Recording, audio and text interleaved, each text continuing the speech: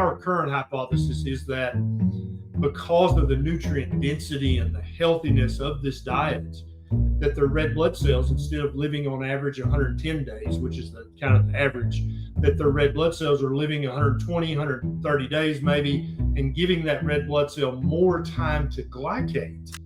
The more nourished a person is, especially with red meat and beef, I believe the longer the red blood cells live. If you're healthy and your red blood cells are living longer, there is a higher chance that the average per red blood cell is going to have more sugar than if you were on a high carb diet and the red blood cells are dying early. It's a false positive if you want to think of it that way. If a red blood cell lives a lot longer, it has more time to become glycated, and therefore HbA1c will appear artificially higher. Low carb and carnivore leaders, people like Dr. Ben Bikman, Dr. Ken Berry, and Max German, argue that a rising hemoglobin A1c on keto or carnivore may not actually be a problem. They claim instead that it's likely an artifact of longer red blood cell lifespan, and it's not due to elevations in the blood glucose. But if you've cut your carbs, added some fat, added more salt, decreased your protein, and did everything right, yet your hemoglobin A1c keeps creeping up and your fasting blood glucose keeps creeping up, you may be starting to feel a bit skeptical about the red blood cell lifespan theory as an explanation for why these values are increasing. So in this video, I'm going to show you first what the research says about the impact of red blood cell lifespan on hemoglobin A1c. Second, how much red blood cell lifespan truly impacts your hemoglobin A1c. And third, what the impact of a red blood cell lifespan on hemoglobin A1c actually looks like in real life. And I'm going to do that using Dr. Shawn Baker's labs.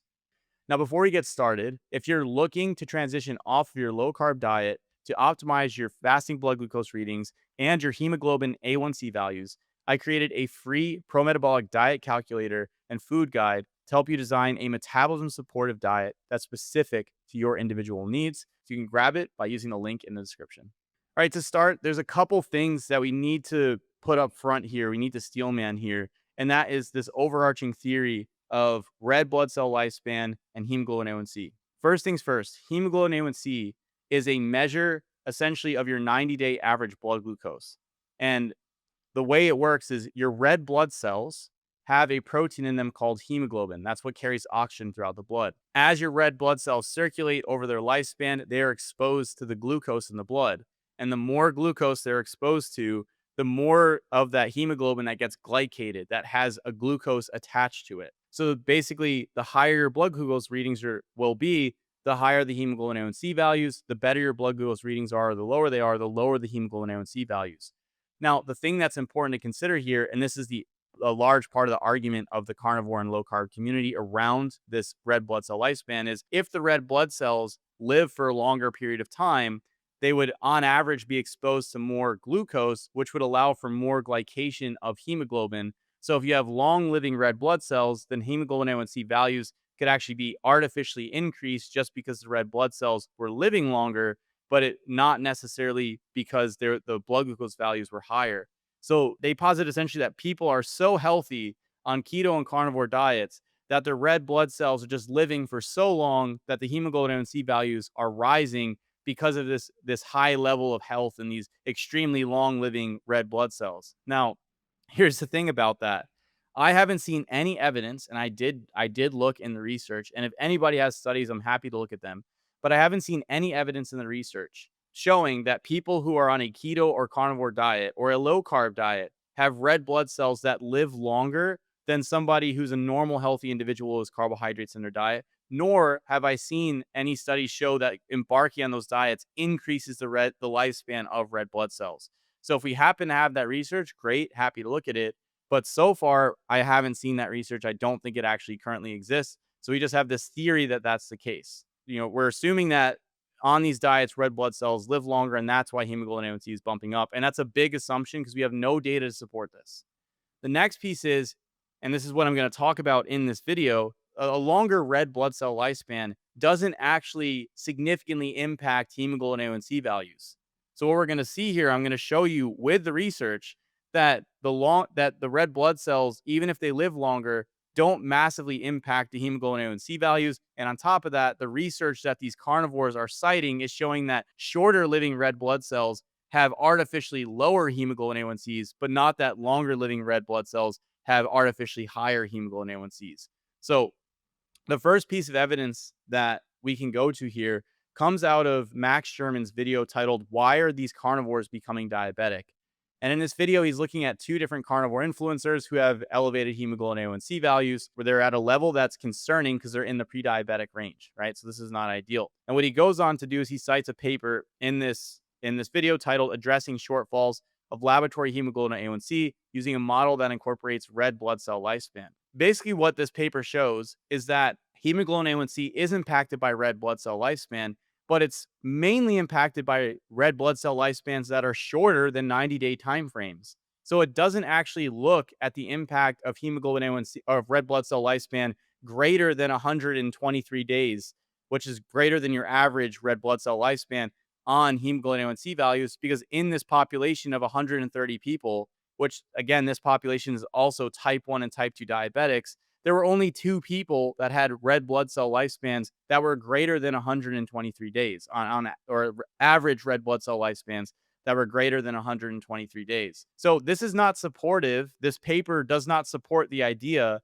that a longer living red blood cell leads to an artificially elevated hemoglobin A1C. What this paper does support is that a lower or a shorter living red blood cell leads to an artificially lowered hemoglobin A1C, because the red blood cell doesn't have enough time, or the hemoglobin doesn't have enough time to become glycated. And when you actually look at the breakdown of the population in this study, we have 131 people. And what we find is that 90 of the subjects, so 69% of the subjects in this study, had a red blood cell lifespan that ranged between 93 to 123 days. So that's a normal red blood cell lifespan. 39, or about 30% of the subjects, had a red blood cell lifespan below 93 days.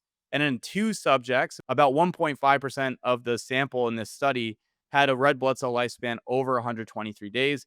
And basically what they show is for about 68% of this population, which is 90 people, there was not a significant change in their hemoglobin A1C values. So that 68% corresponds largely to the group of people in this study who had a normal red blood cell lifespan. Then what we look at is the vast majority after that is there's then 41 people who are left over. And in that group of 41 people, where 39 of those people had a red blood cell below 93 days, that's where you're seeing a significant impact of red blood cell lifespan on hemoglobin A1C. So while this study does show that red blood cell lifespan does impact hemoglobin A1C values, it doesn't show that a longer red blood cell lifespan significantly impacts or inflates the hemoglobin A1C value. Because again, there's only 2 people in this study that actually had the hemoglobin A1C or had a red blood cell lifespan on average at 123 days. Most of the people where you're seeing this impact had red blood cell lifespan less than 93 days. And we're going to get into some other research now here, which basically corroborates the information that we're finding in this study and starts to put hard cutoffs on at what average lifespan of red blood cells are we actually seeing an impact on hemoglobin A1C. All right, so for this next study, Max's study doesn't show the impact of a increased red blood cell lifespan on hemoglobin A1C. You would assume, well, if the shorter lifespan has an impact, then a longer lifespan probably should have an impact as well. So what I went to go find in the research is, what is the impact of a longer red blood cell lifespan on hemoglobin A1C? So that's what I was trying to find. And basically, we have a study here that gave us some good information on this. So what they found in this study was that if you have a red blood cell that has a lifespan less than 66 days, there's a significant difference in the hemoglobin A1C value, and then basically what the average glucose value would be. So what the researchers say here, they say an inflection in hemoglobin variation glycation index. So again, this hemoglobin variation glycation index looks at hemoglobin A1C versus the average blood glucose values that you would see on a continuous glucose monitor. They say an inflection in hemoglobin variation glycation index and red blood cell lifespan model occurred at 66 days, with hemoglobin A1C underestimation when RBC lifespan was below 90 days, notably in the 66-day group 66 days group. So the group of people where their red blood cells were living at 66 days or less. This underestimation increased the risk of cardiovascular and peripheral neuropathy complications. To rectify the impact of shorter red blood cell lifespan in type 2 diabetic patients, the correction formula was established. And they provide 2 correction formulas here, which we'll throw them up on the screen. So if your red blood cells are living less than 66 days, this is the formula they got from the research to correct the value. And if your red blood cells were living 67 to 89 days, which again, that 90-day cutoff is below your average time frame, this is the correction formula. So what we're seeing here from this paper so far is that the real impact of red blood cell lifespan is when the red blood cells are living less than 66 days or less than 90 days. We haven't really gone yet, which we're going to get to here, what happens if it's longer at average time frames. So basically what they did after this point is they put a graph together and modeled the impact of red blood cell lifespan on hemoglobin variation glycation index. So looking at your average blood glucose values versus your hemoglobin A1c. And they gave us these graphs here. And what we can see, you see the line here, this is a 66 days. So below 66 days, you can see there's the significant variation between your hemoglobin A1c values and your average blood glucose values. And we'll talk about why that's the case in just a bit here, so stay tuned for that. But when you get to about 100 days and then even up to 150 days, we can see the line here is pretty darn flat. So even if your red blood cells are living a longer period of time, we're not seeing a really significant impact of that longer red blood cell lifespan on hemoglobin A1c, or showing a massive difference between what the average blood glucose values are reading and what the hemoglobin A1c is showing. And again, keep in mind, most people don't actually have red blood cells that on average live to 150 days. Most people are falling within the 90 to 120 days. And you can say, sure, carnivores, maybe theirs live longer, but we do not have evidence to support that. We do not have evidence showing that carnivores or keto people have longer living red blood cells. And again, the impact is very small, and they quantify the impact for us here. So they say no significant variation was detected in hemoglobin A1c detection values among the 3 groups. However, the average glucose and the estimated hemoglobin A1c levels in the groups with an RBC lifespan of less than 90 days were notably higher compared to those with a normal RBC lifespan.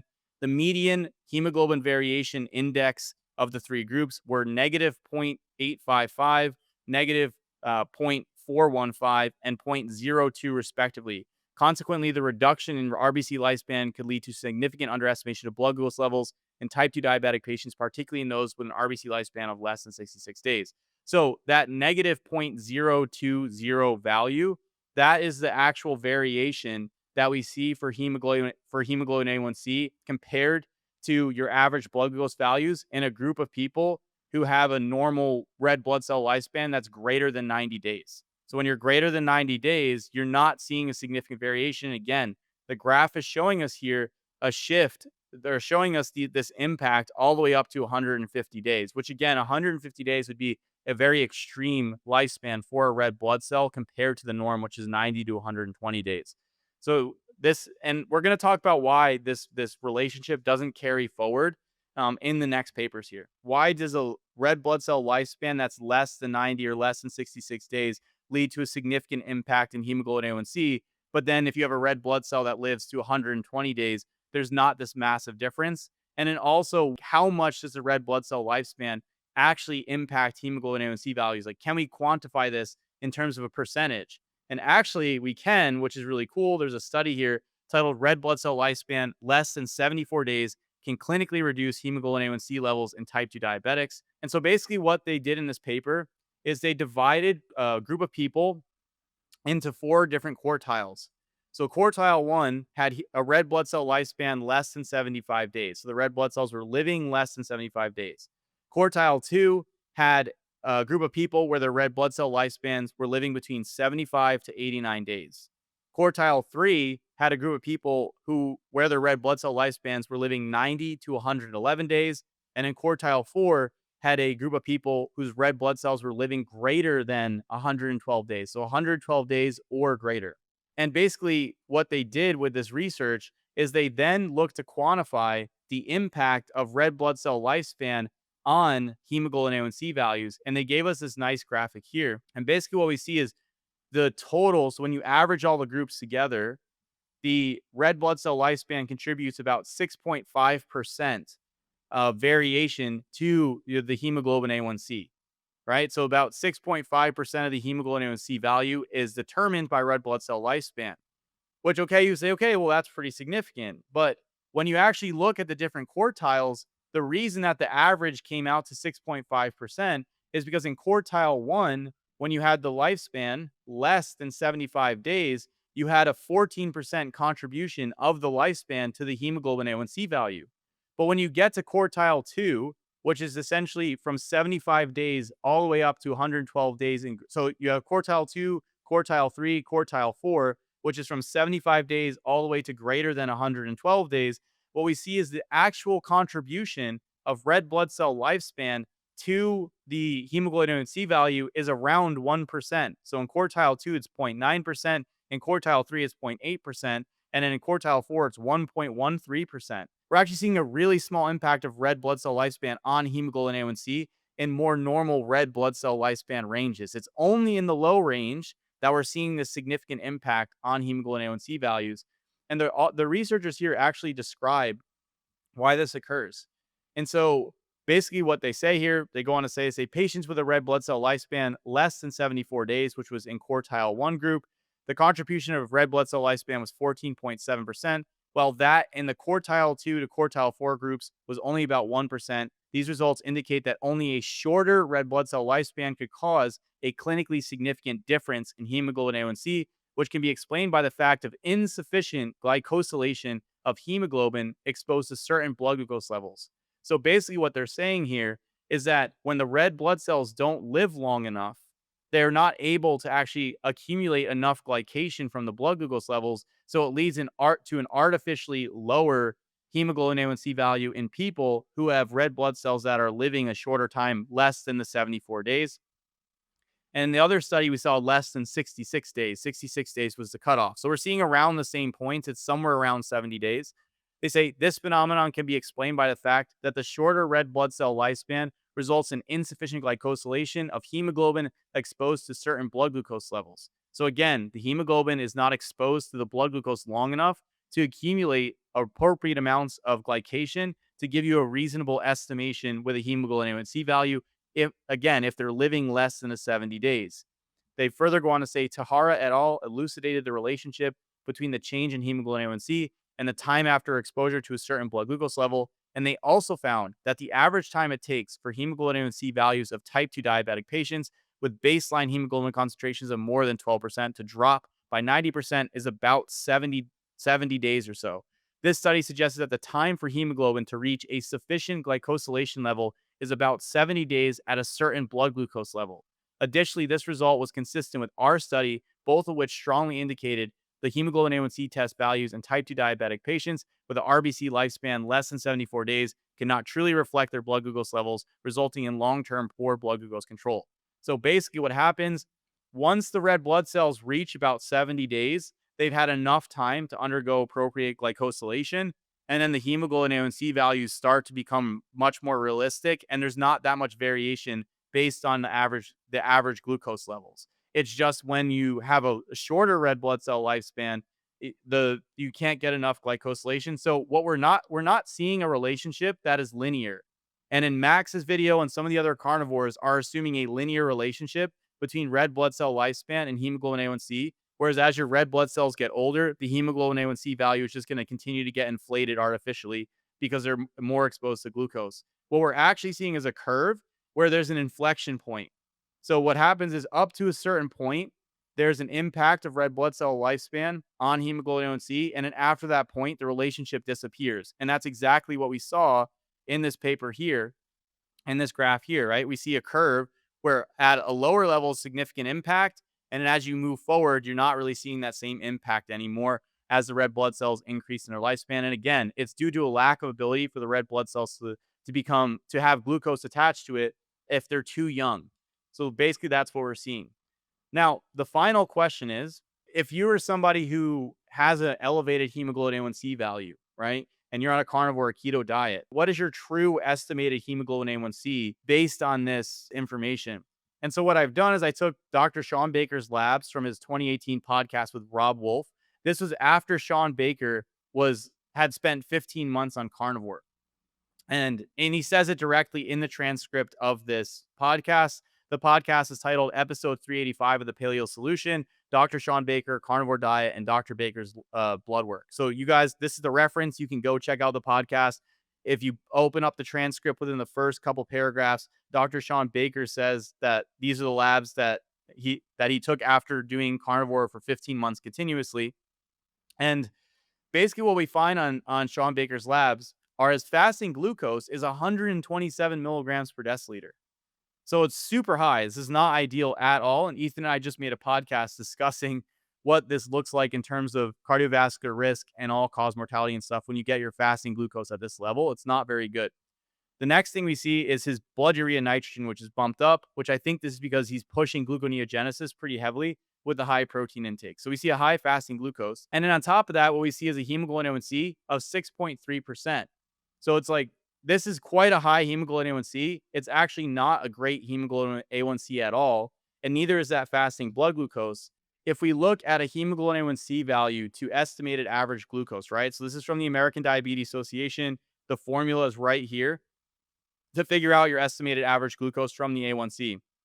So we're going to put in Shawn Baker's 6.3% here for his A1c. His estimated average glucose is 134 milligrams per deciliter. So here's the thing.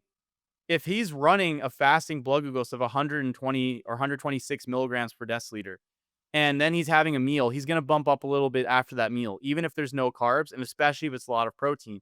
If he does a workout, he may see a bump up in his hemoglobin A1c or his blood glucose values because of gluconeogenesis to supply glucose for the workout that he's running. So his actual hemoglobin A1c value could really be 6.3% based on his estimated average blood glucose value. It would make sense that he is running 6.3% if his baseline is hovering around 126 milligrams per deciliter, and then he's getting spikes across the day with meals or with workouts, which these are things that have been talked about in the carnivore spheres. Like, I was working out too much, or I had to go to one meal a day to get my blood glucose values or my hemoglobin A1c values down. It's like, yes, because you're running a super high value at baseline. And so it's not, I wouldn't say that this is necessarily red blood cell lifespan as we saw.